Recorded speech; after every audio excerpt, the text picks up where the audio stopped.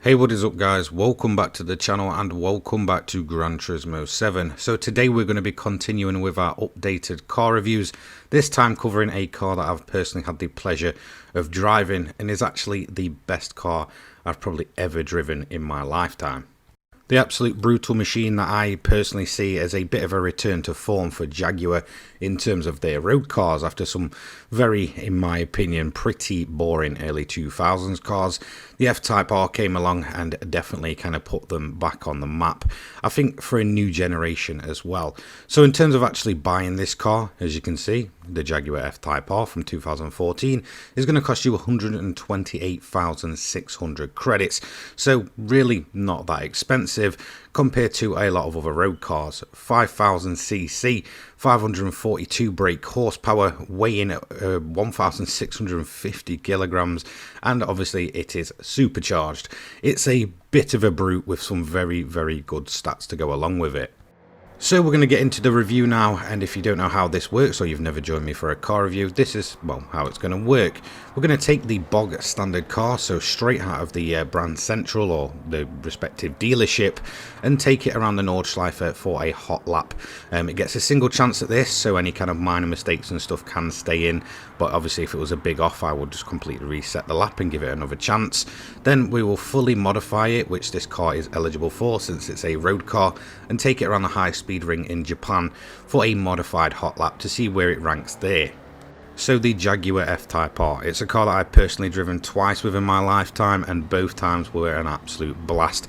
The first time was all the way back in 2016 for one of those, I think they call them like sort of supercar hot lap things, where you can sort of choose from a bunch of supercars and, you know, go ahead and give them a drive. On the same day I tested a Nissan GTR, obviously the F-Type Jag, Ariel Atom, Audi R8, and I believe there was one more, but it kind of escapes my mind. I really cannot remember. But overall, it was the Jaguar that I didn't really expect much of that really kind of caught my interest. It was probably the most fun to drive. It was a bit of a brute, but the crackle as you lift off the accelerator is absolutely fantastic and addictive.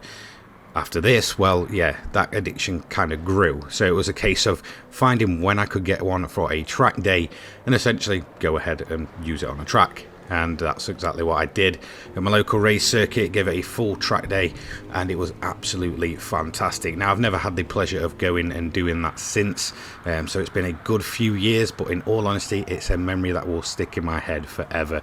The F-Type R Jaguar is an absolute fantastic and brutal machine, and if you ever get a chance even to just sit in one or absolutely go and throw one around a track, I fully recommend doing it.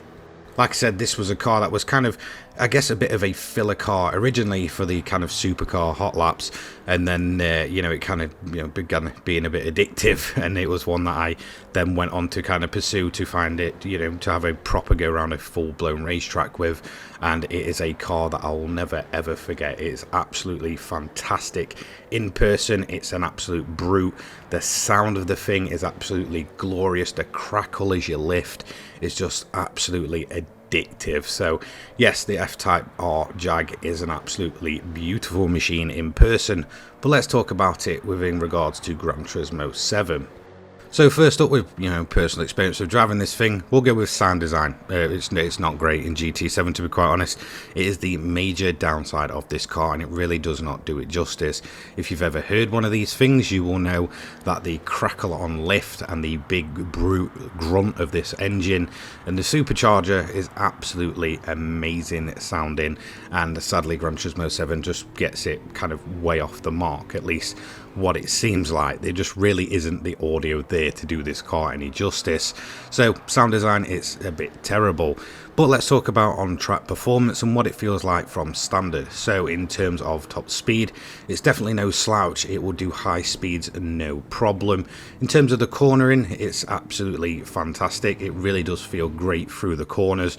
You know, learning to drive this thing properly, it's absolutely awesome. It really does feel very good through the corners for such a, I guess, a big brutish looking car. You really wouldn't expect the performance you're going to get from this thing. In terms of its weight, it is a bit on the the heavy side in terms of feeling wise. It feels heavy. Obviously it's not the lightest car in the world by no means, and they've done a pretty good job of actually getting that kind of weight through kind of about this car on GT7. So it really does feel weighty, but it's rather quite a nice weight. It's nothing too heavy, but it gives you just enough weight to kind of get a proper feeling for this car. In terms of acceleration, again, it's definitely no slouch at all. It really does kind of shoot out of these corners. One thing that I was massively impressed with was actually the acceleration on exits of corners. It's absolutely insane for a car that is rear wheel drive. I did not expect it to launch this fast, although I expected it to be, you know, obviously quite quick out of the corners. I didn't expect it to be, you know, feeling even faster than something like a GTR, which is four-wheel drive, especially on corner exit. In terms of its stability as well, it's actually rather quite good. Again, kind of ties into the fact that, you know, this is a bit of a big brutish car with a lot of power, and it really doesn't feel like that in terms of how it puts it down. It's quite a smooth power delivery, no problems there at all. And handling wise, in all honesty, it's absolutely fine. It's not anything too breathtaking, but it does what it needs to do rather quite well. It's not the best, it's not the worst. It kind of sits in the kind of middle category. You can pop the back end out if you really want to, so you can be drifting this through the corners, or you can take them in a grippy way. It's completely up to you. It is a car that seems to suit plenty of different driving styles. So with performance out of the way, let's talk about looks.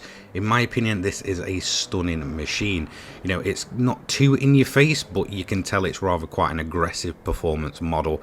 And I think Jaguar's styling and the way it looks within GT7 is just absolutely phenomenal. It's a very, very detailed model. It does kind of get everything right in terms of the interior.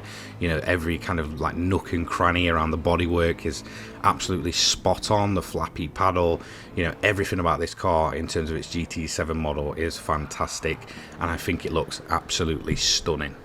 So my honest opinion, for the price tag a GT7 is asking for, this car is fully worth it.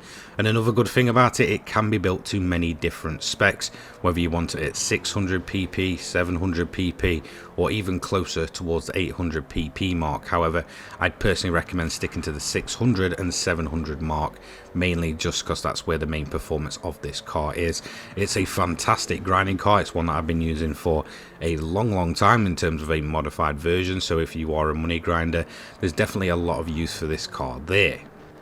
So let's have a look how this car performed on our Nordschleife leaderboard. As you can see, it's come overall in 15th position, just a 5-second gap to the Jaguar XJ220 from 1992, which is rather quite phenomenal and definitely caught me by surprise. And in terms of its overall pace, it's actually just slightly, even with a few mistakes, faster than the Nissan GTR Premium Edition from 2017. Again, helped just overall by how good this car feels. So now let's move into this one. This is the fully modified version. Obviously every upgrade possible in this game, and it does have stage 5 weight reduction, which I think is absolutely fantastic for this thing. Overall, it's a stunning car. It does have some nice customization options, especially wide bodies. It looks very, very aggressive in terms of just the overall aesthetic appeal.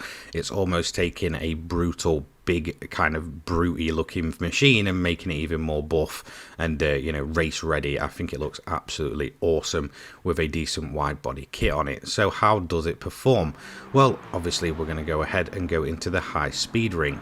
This is where we do all our modified car reviews. Now this has every upgrade possible. Again, racing softs will be the standard tyre, since essentially they are the quickest tyre in Gran Turismo 7.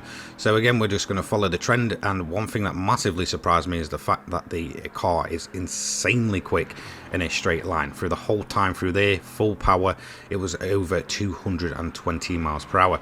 The only downside of the fully modified version is actually its braking. Again, because you're hitting such high speeds so quickly and hitting well over 200 mile an hour, getting this thing to slow down properly is a bit of a nightmare. As you can see over here, we're just kind of overshooting this corner, and it's causing us to lose a bit of time there. In terms of the build, it's very, very stable. Obviously, I cannot make any kind of edits to the overall feeling of this car, whether that be suspension and such. But one thing to know, if you do get a decent suspension for this thing and you're going to be grinding money with it, it feels absolutely fantastic. You can hit these corners at insane speeds and it will absolutely grip all the way through. So we're coming around the final corner here, way back up to 200 miles an hour as we cross the line.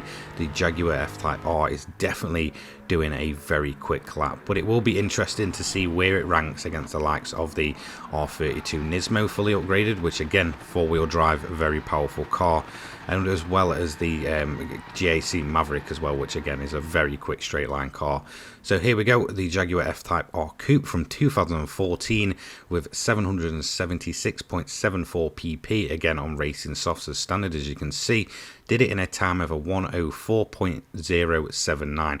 Without that little kind of running wide into one of the corners, I certainly think this would have been in the 1 minute free barrier, which means it's beaten the GTR Nismo R32 by 1.5 seconds and is only 10 pp difference. That's pretty big margin right there. So the Jaguar F-Type R in GT7, a car that I've personally driven and massively enjoyed in real life, certainly holds up my expectations within GT7, if only they got that sound design right. Overall, this is a fantastic car. I feel like it gets massively overlooked by a lot of people, when in reality you can get some very good grinding builds going for this at both 600 and 700 pp, making it not only useful but also very affordable, and overall a very fun car to drive. If you want a car just for pure fun and going quick, well, you can do much worse than the Jaguar F-Type R. That's going to be it from me today. Thank you so much for watching. Don't forget to leave a like, comment and subscribe. Turn your notifications on so you don't miss an upload from me. Big thank you to Poggers and the Controller people for their continued support, as well as all of my channel members. You guys are absolutely fantastic. If you do want to become a channel member, feel free. I am sorting out some new perks. I'll have my Twitter, my Discord and my donation link down in the description below. Have a fantastic day, guys. Peace.